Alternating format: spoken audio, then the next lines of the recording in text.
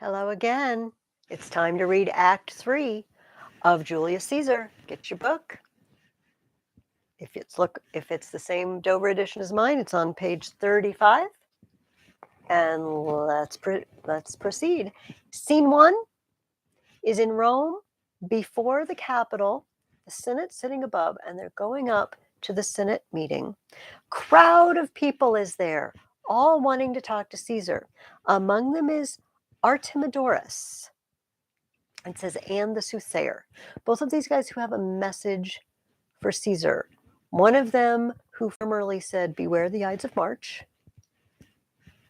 And Artemidorus is the guy who has a message. We don't know how he gets his information, but he has information that there is harm intended to Caesar's life. Okay. Caesar sees the soothsayer and he says, the Ides of March are come. Aye, Caesar, but not gone. Artemidorus shouts, hail, Caesar, read the schedule. Trebonius doth desire you to o'erread at your best leisure this his humble suit. Decius scoots in front of the soothsayer in case he's going to give him something he doesn't want Caesar to see. Hey, look at this, Caesar. Look at this instead. Oh, Caesar, read mine first, for mine's a suit that touches Caesar nearer. Read it, great Caesar. What touches us ourself shall be last served. Delay not, Caesar, read it instantly. What, is the fellow mad? And they booed him out of the way. Sirrah, give place. What, urge your petitions in the street, come to the Capitol. Caesar starts up the stairs to the Senate house, and a guy named Popilius comes up to Cassius and says, I wish your enterprise today may thrive. What enterprise, Popilius? Very well. And he walks over and starts talking to Julius Caesar. Cassius is having a meltdown. What does he mean? My enterprise. Does he know? Does he know what we're going to do? And now he's talking to Julius Caesar. Is he telling him? Brutus comes up and says, what said Popilius Lena?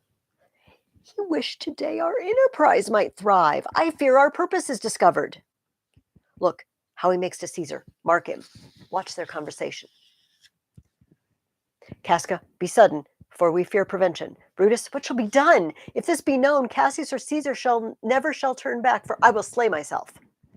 Cassius, be constant. Popilius Lena speaks not of our purposes, for look, he smiles, and Caesar doth not change. Trebonius knows his time, for look you, Brutus, he draws Mark Antony out of the way.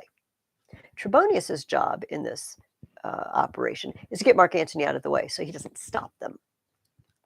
So Antony and Trebonius go off to the side. Where's Metellus Cimber? Let him go and presently prefer his suit to Caesar. This is the setup. Metellus Cimber is going to go beg a favor from Caesar, and the rest of them are going to crowd around, and they're going to kill him. He is addressed. Press near and second him. Casca, you're the first that rears your hand. Caesar, are we all ready? What is now amiss that Caesar and his Senate must redress? Who has a request? Who has information that they need to share with us and with the Senate? Metellus says, most high, most mighty, and most puissant Caesar, Metellus Cimber throws before thy seat a humble heart. He gets down on his knees.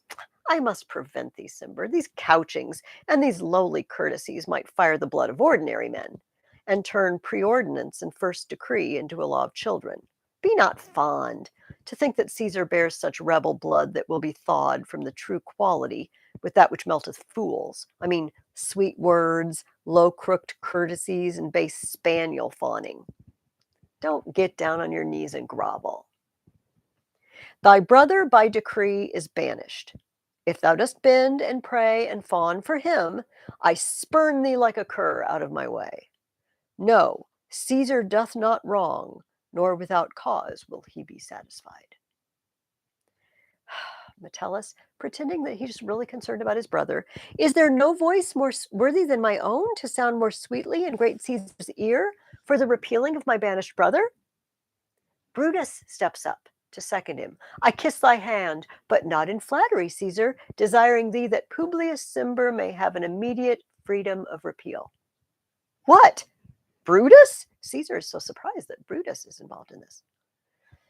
Cassius says, pardon, Caesar. Caesar, pardon. As low as to thy foot doth Cassius fall, to beg enfranchisement for Publius Cimber. We're all begging for you to send his brother back. It's not really why they're crowding together. Caesar says, I could be well moved if I were as you. If I could pray to move, prayers would move me. But I am constant as the northern star, of whose true, fixed, and resting quality there is no fellow in the firmament. The skies are painted with unnumbered sparks. They are all fire, and every one doth shine. But there's but one in all doth hold his place so in the world. 'Tis furnished well with men, and men are flesh and blood and apprehensive. Yet in the number I do know but one that unassailable holds on his rank, unshaked of motion, and that I am he. Let me a little show it, even in this, that I was constant Cimber should be banished, and constant do remain to keep him so. Caesar says, I'm like the North Star. You know, at night, you can see all the constellations wheeling in the heavens as the earth turns. But the North Star, being almost right above the pole, stays still. Just like there's one star in the heavens that stays still. I'm the one star above men. I made up my mind and I'm not changing it. He is banished and he's staying banished. Cinna says, oh, Caesar. Caesar says, hence, wilt thou lift up Olympus? I'm like Mount Olympus. I am not to be moved. Great Caesar, doth not Brutus bootless kneel? It's pointless. It's pointless to get down on your knees, Brutus. And then Casca jumps up and says, speak, hands, for me. Pulls out a dagger and it says, Casca first, then the other conspirators and Marcus Brutus. Stab Caesar. Et tu, Brute? Then fall, Caesar. You too, Brutus? I understand these other guys. You? I trusted you. Cinna shouts, liberty, freedom, tyranny is dead. Run hence, proclaim, cry it about the streets.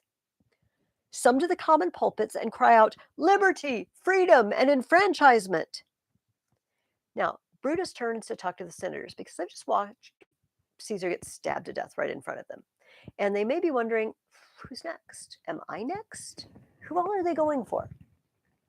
Brutus says, people and senators, be not affrighted, fly not, stand still.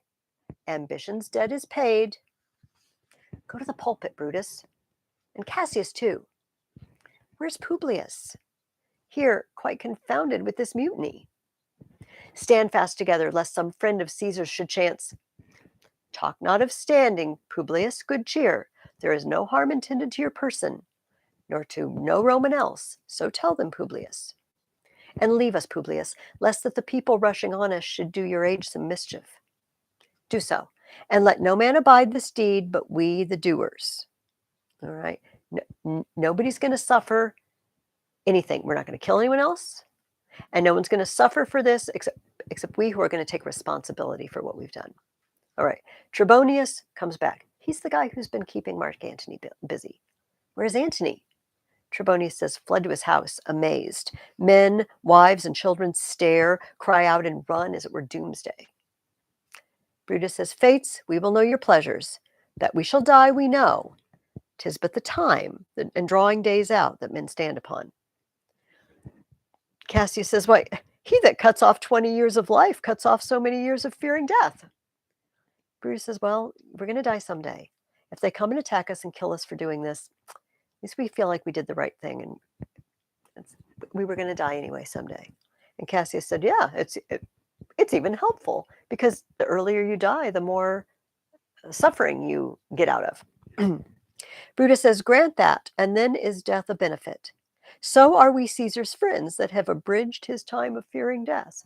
We actually just did Caesar a favor because he doesn't have to fear death anymore because he's dead. Stoop, Romans, stoop, and let us bathe our hands in Caesar's blood up to the elbows, and besmear our swords. Then walk we forth, even to the marketplace, and waving our red weapons o'er our heads, let's all cry, Peace, liberty, and freedom. Stoop then and wash. I'm sorry, it's Cassius says that. Brutus suggests that they all dip their hands in Caesar's blood and rub it up to their elbows and bloody their swords. And they're going to walk out and talk to the people like that. I don't know. What are you going to think if you see a bunch of guys covered in blood up to their elbows? I don't think this is going to make a good impression on me. Brutus seems to think it's a good idea. So Cassius says, stoop then and wash. How many ages hence shall this our lofty scene be acted over in states unborn and accents yet unknown? And of course, we are acting it out in a state unknown and an accent unborn in Roman times. And in Shakespeare's time, it was as well.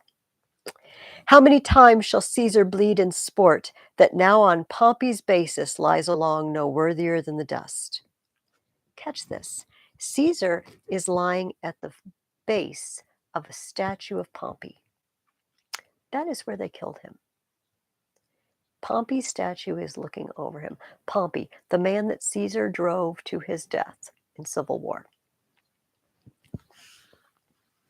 So oft as that shall be, so often shall the not of us be called the men that gave their country liberty. Every time someone acts this out, every time somebody remembers, they're going to call us the ones who gave liberty back to Rome. They're going to revere us through history. Decius says, what, shall we forth? Aye, every man away. Brutus shall lead his heels with the most boldest and best hearts of Rome. Right. They're getting ready to go out, but a servant comes in. Soft, who comes here? A friend of Antony's. And the servant kneels down and he says, thus, Brutus, did my master bid me kneel. Thus did Mark Antony bid me fall down. And being prostrate, thus he bade me say, Brutus is noble, wise, valiant, and honest. Caesar was mighty, bold, royal, and loving. Say, I love Brutus, and I honor him. Say, I feared Caesar, honored him, and loved him. If Brutus will vouchsafe that Antony may safely come to him, and be resolved how Caesar hath deserved to lie in death, Mark Antony shall not love Caesar dead so well as Brutus living, but will follow the fortunes and affairs of noble Brutus through the hazards of this untrod state with all true faith. So says my master Antony. Antony is afraid. They've just killed Julius Caesar. And remember, some of them wanted to kill Antony. It's only Brutus that stopped them. And Antony knows this. He knows that he is in danger. He doesn't know why they've done this, who they're coming after, and he is asking for permission to come talk to the conspirators, find out why they did it, find out what they're going to do next. Brutus says, thy master is a wise and valiant Roman. I never thought him worse. Tell him, so please him come into this place, he shall be satisfied, and by my honor depart untouched. I'll fetch him presently. Brutus says, I know that we shall have him well to friend. Antony's going to be a buddy. He's going to understand completely why we do this. He's going to be on board. Cassius says, I wish we may, but yet have I a mind that fears him much, and my misgivings still fall shrewdly to the purpose. I'm a little worried about Antony.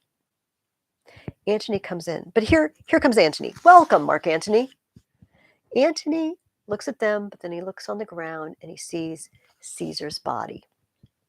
Oh, mighty Caesar, dost thou lie so low? Are all thy conquests, glories, triumphs, spoils shrunk to this little measure? Fare thee well. I know not, gentlemen, what you intend. Who else may be let blood, who else is rank? If I myself, there is no hour so fit as Caesar's death hour, nor no instrument of half that worth as those your swords, made rich with the most noble blood of all this world. I don't know who else is going to die here, but if it's me, I can't think of a better place and way to go than right here with Caesar's body, stabbed by the swords that just took him out. I do beseech ye, if you bear me hard, now whilst your purpled hands do reek and smoke, fulfill your pleasure. Go ahead and kill me if you're going to. Live 1,000 years, I shall not find myself so apt to die.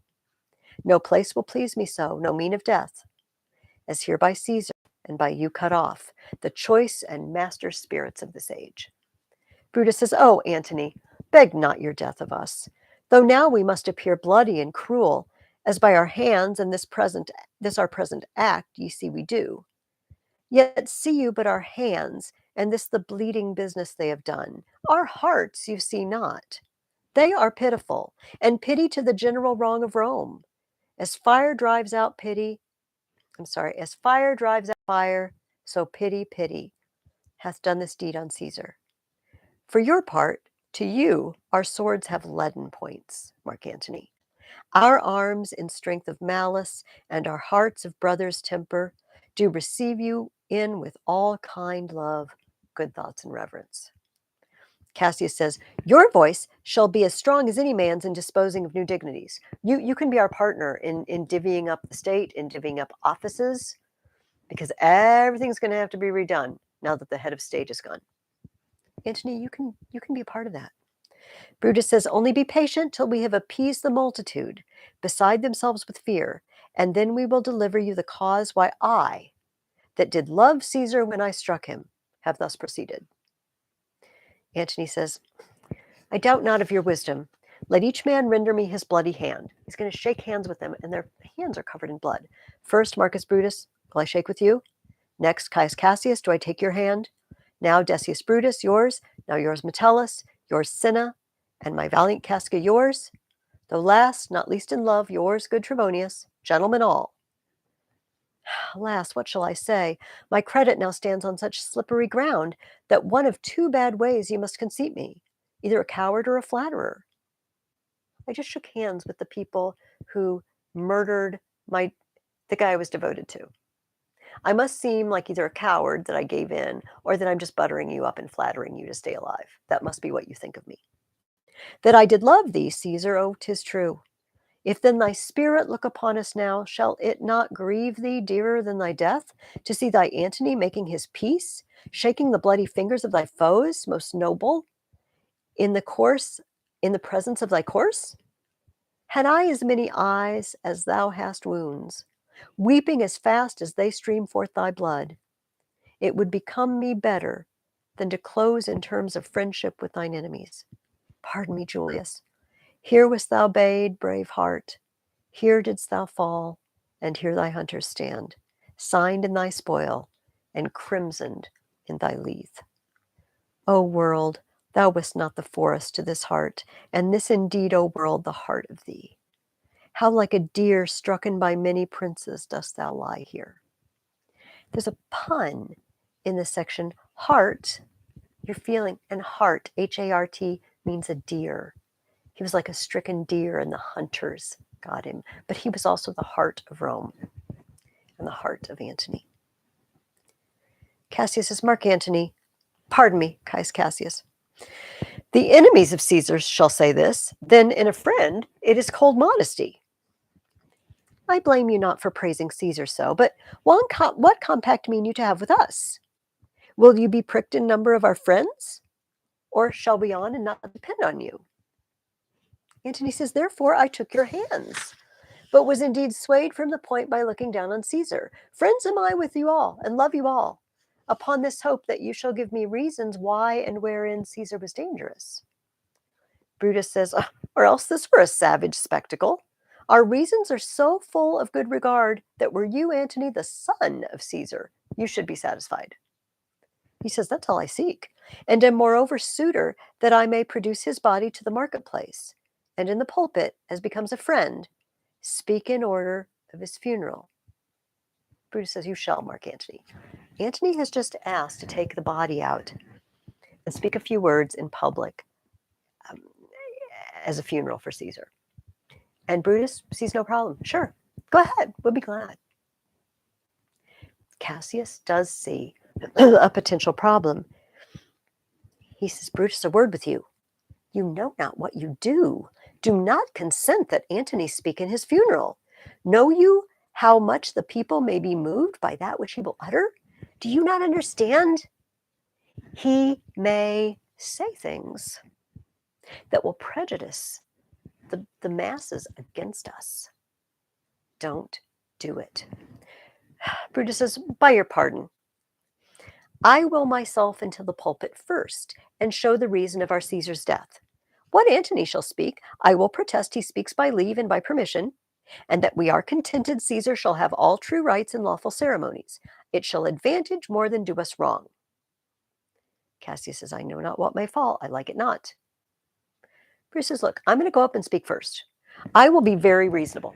I'm just going to present, this is why Caesar had to die. People are reasonable.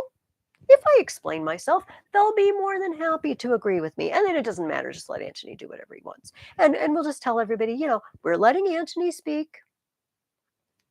It's all under our auspices, by our permission. Let's keep reading and find out what happens. Brutus says, Mark Antony, here, take you Caesar's body. You shall not in your funeral speech blame us, but speak all good you can devise of Caesar, and say you do it by our permission. Else shall you not have any hand at all about his funeral, and you shall speak in the same pulpit whereto I am going after my speech is ended. Here are the rules, Antony. You can't say bad things about us. You can't blame us. You can say all the good you want to about Caesar. You have to tell everybody we gave you permission to speak, and you have to speak right after me in the same place. Antony says, be it so. I do desire no more. Prepare the body then and follow. They all leave, and they leave Antony alone with Caesar's body. And he says, oh, pardon me, thou bleeding piece of earth, that I am meek and gentle with these butchers. Thou art the ruins of the noblest man that ever lived in the tide of times.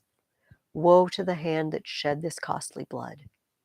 Over thy wounds now do I prophesy, which like dumb mouths do ope their ruby lips to beg the voice and utterance of my tongue. A curse shall light upon the limbs of men. Domestic fury and fierce civil strife shall cumber all the parts of Italy. Blood and destruction shall be so in use, and dreadful objects so familiar, that mothers shall but smile when they behold their infants quartered with the hands of war. All pity choked with custom of fell deeds, and Caesar's spirit ranging for revenge, with Ate by his side come hot from hell, shall in these confines with a monarch's voice cry havoc, and let slip the dogs of war. That this foul deed shall smell above the earth with carrion men groaning for burial. Oh, he doesn't sound like he's very happy about this. I'm a little worried about what he might say at this funeral, because he just said he's going to let slip the dogs of war. He is going to bring civil war on Italy, and Caesar's spirit will be raging over it for revenge. I don't think he's really on Brutus's side. All right, a servant comes in, and Antony says, you serve Octavius Caesar, do you not? I do, Mark Antony. Caesar did right for him to come to Rome. He did receive his letters and is coming, and bid me say to you by word of mouth. And then he sees the body. Oh, Caesar! All right. This Octavius Caesar is the grand nephew of Julius Caesar. He is his heir, and he has invited him to come to Rome, not knowing that by the time Octavius got there, he would be dead. So you can imagine how he's going to feel. This is his relative. This is Uncle Julius, who is dead. And he sent a servant ahead to make way, make preparations for where he's going to stay. And this servant just found out what happened. Antony says, thy heart is big. Get thee apart and weep. Passion I see is catching. For mine eyes, seeing those beads of sorrow stand in thine, begin to water. Is thy master coming? He lies tonight within 7 leagues of Rome. Post back with speed and tell him what hath chanced. Here is a mourning Rome, a dangerous Rome. No Rome of safety for Octavius yet. Hie hence and tell him so. This is a relative of Julius Caesar and his heir. If he shows up right now, will they kill him? Yet stay a while. Thou shalt not back till I have borne this course into the marketplace. There shall I try in my oration how the people take the cruel issue of these bloody men, according to the which thou shalt discourse to young Octavius of the state of things. Lend me your hand. Wait a minute, don't go back to Octavius yet. I'm about to go speak in a funeral, and I've got a plan. I'm going to test the people. I'm going to see if I can stir them up a little bit. And if I do, you'll have information to take back to Octavius. Stick around till after the funeral, and we'll see what the mood of the crowd is, and then we'll decide what to do from there. All right, scene 2. We're in the forum. They've taken the body, or they're bringing the body there, and Brutus is getting ready to speak to the people. Remember, with arms bathed in blood. The citizens, the people are in the forum shouting, "We will be satisfied. Let us be satisfied. Why did you do this?" Brutus says, "Then follow me and give me audience, friends. Cassius, go you into the other street and part the numbers. Those that will hear me speak, let him stay here. Those that will follow Cassius, go with him. And public reasons shall be rendered of Caesar's death." And they talk to each other. I will hear Brutus speak. I'll hear Cassius and compare their reasons when severally we hear them rendered. So half of the people go off and follow Cassius, half of them stay to hear Brutus. Brutus goes up into the pulpit and someone shouts, "The noble Brutus is ascended! Silence!" Be patient till the last. Romans, countrymen, and lovers, hear me for my cause, and be silent, that you may hear. Believe me for mine honor, and have respect to mine honor, that you may believe. Censure me in your wisdom, and awake your senses, that you may the better judge.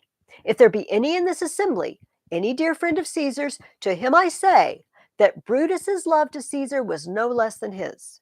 If then that friend demand why Brutus rose against Caesar, this is my answer. Not that I loved Caesar less, but that I loved Rome more. Had you rather Caesar were living and die all slaves, than that Caesar were dead to live all freemen? As Caesar loved me, I weep for him. As he was fortunate, I rejoice at it. As he was valiant, I honor him. But as he was ambitious, I slew him. There's tears for his love, joy for his fortune, honor for his valor, and death for his ambition. Who is here so base that would be a bondman, if any speak? For him have I offended. Who is here so rude that would not be a Roman? If any speak, for him I have offended. Who is here so vile that will not love his country? If any, speak. For him have I offended. I pause for a reply. Who wants to be a slave?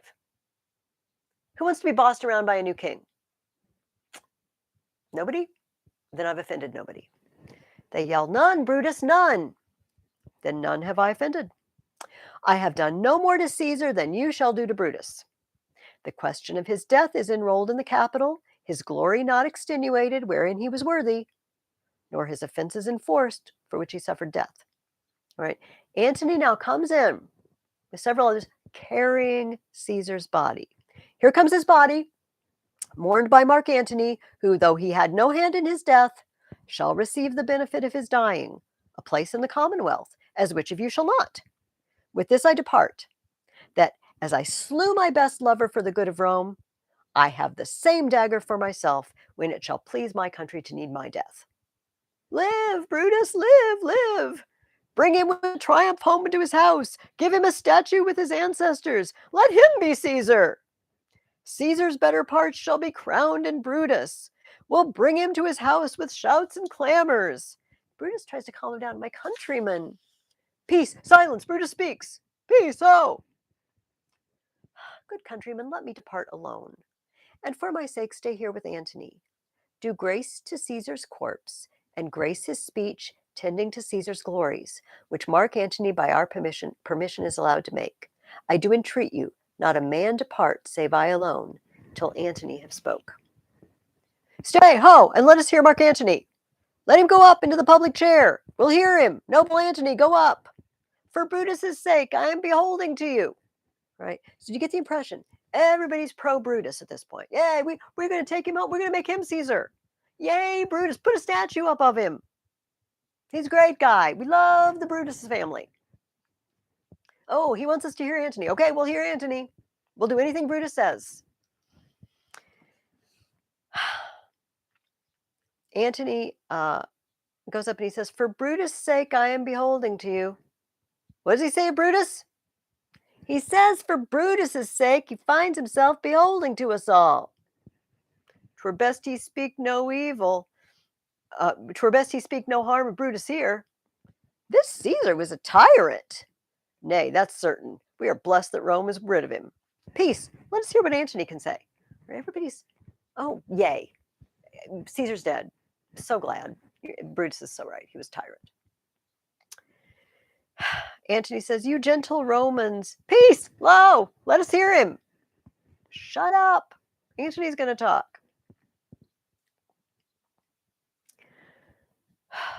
Friends, Romans, countrymen, lend me your ears. I come to bury Caesar, not to praise him. The evil that men do lives after them. The good is often interred with their bones, so let it be with Caesar. The noble Brutus hath told you Caesar was ambitious. If it were so, it was a grievous fault, and grievously hath Caesar answered it. Here, under leave of Brutus and the rest, for Brutus is an honorable man. So are they all honorable men. Come I to speak in Caesar's funeral. He was my friend, faithful and just to me, but Brutus says he was ambitious, and Brutus is an honorable man. He hath brought many captives home to Rome, whose ransoms did the general coffers fill. Did this in Caesar seem ambitious? When that the poor have cried, Caesar hath wept. Ambition should be made of sterner stuff. Yet Brutus says he was ambitious, and Brutus is an honorable man. You all did see that on the Lupercal I thrice presented him a kingly crown, which he did thrice refuse. Was this ambition? Yet Brutus says he was ambitious, and sure, he's an honorable man. I speak not to disprove what Brutus spoke, but here I am to speak what I do know. You all did love him once, not without cause. What cause withholds you then to mourn for him? Oh, judgment, thou art fled to brutish beasts, and men have lost their reason. Bear with me. My heart is in the coffin there with Caesar, and I must pause till it come back to me. The citizens start talking to each other. Methinks there is much reason in his sayings. If thou consider rightly of the matter, Caesar has had great wrong. Has he, masters? I fear there will a worse come in his place. Marked ye his words? He would not take the crown, therefore 'tis certain he was not ambitious. If it be found so, some will dear abide it. Somebody's going to pay for this. Poor soul, his eyes are red as fire with weeping. He means Antony. There's not a nobler man in Rome than Antony. Now mark him. He begins to speak. Everybody be quiet. He's going to talk again. But yesterday the word of Caesar might have stood against the world. Now lies he there, and none so poor to do him reverence. O masters, if I were disposed to stir your hearts and minds to mutiny and rage, I should do Brutus wrong and Cassius wrong, who, you all know, are honorable men. I will not do them wrong. I rather choose to wrong the dead, to wrong myself and you, than I will wrong such honorable men. But here's a parchment with the seal of Caesar. I found it in his closet. 'Tis his will. Let but the commons hear this testament, which, pardon me, I do not mean to read.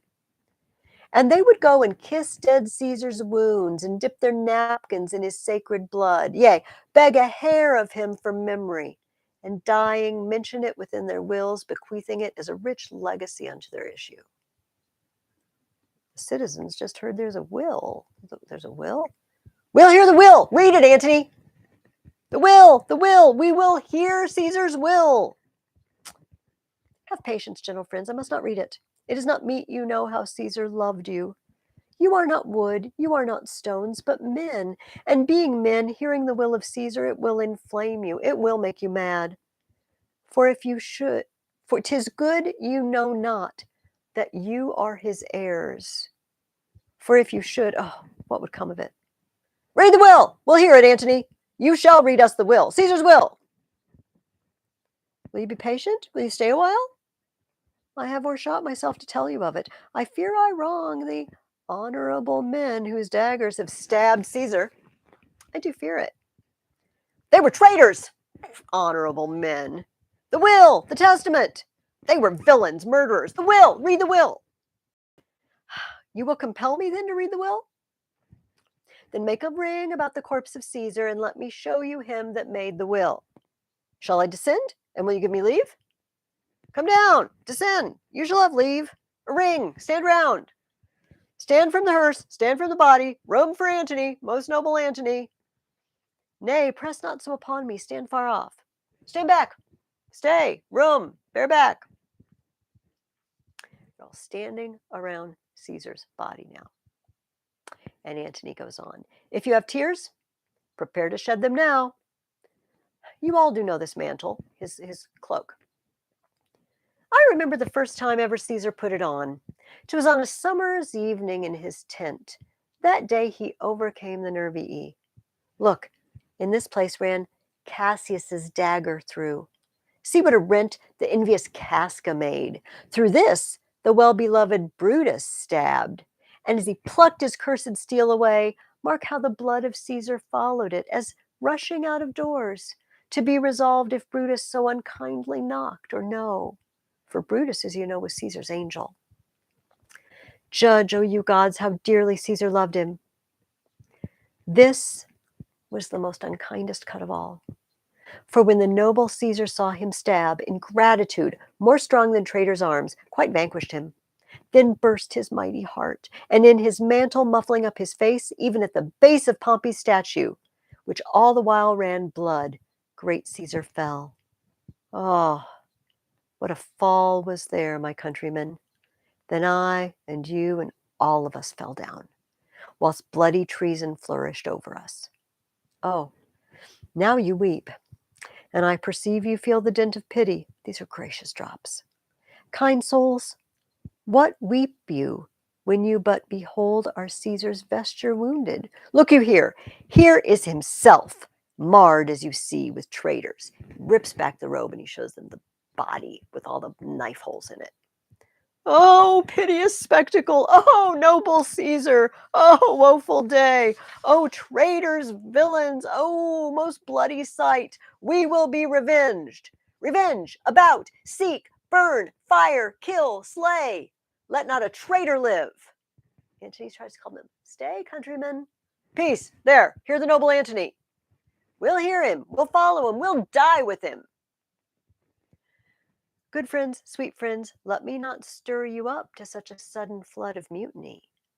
They that have done this deed are honorable. What private griefs they have, alas, I know not, that made them do it. They are wise and honorable, and will, no doubt, with reasons answer you. I come not, friends, to steal your hearts away. I am no orator, as Brutus is, but as you know me all, a plain, blunt man that love my friend, and that they know full well that gave me public leave to speak of him. For I have neither wit nor words nor worth, action nor utterance, nor the power of speech to stir men's blood. I only speak right on. I tell you that which you yourselves do know. Show you sweet Caesar's wounds, poor, poor dumb mouths, and bid them speak for me. But were I Brutus and Brutus Antony, there were an Antony would ruffle up your spirits and put a tongue in every wound of Caesar that should move the stones of Rome to rise and mutiny. They all shout, we'll mutiny! We'll burn the house of Brutus. Away then, come, seek the conspirators. Antony tries to calm them down again. Yet hear me, countrymen, yet hear me speak. Peace, ho, hear Antony, most noble Antony. My friends, you go to do you know not what. Wherein hath Caesar thus deserved your loves? Alas, you know not. I must tell you then. You have forgot the will I told you of. Most true, the will. Let's stay and hear the will. Here is the will, and under Caesar's seal. To every Roman citizen he gives, to every several man, 75 drachmas. Most noble Caesar will revenge his death. Oh, royal Caesar. Do you hear me with patience? Peace, ho.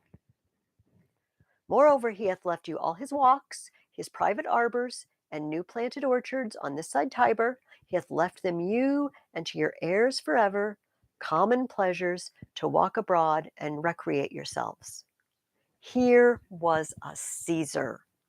When comes such another?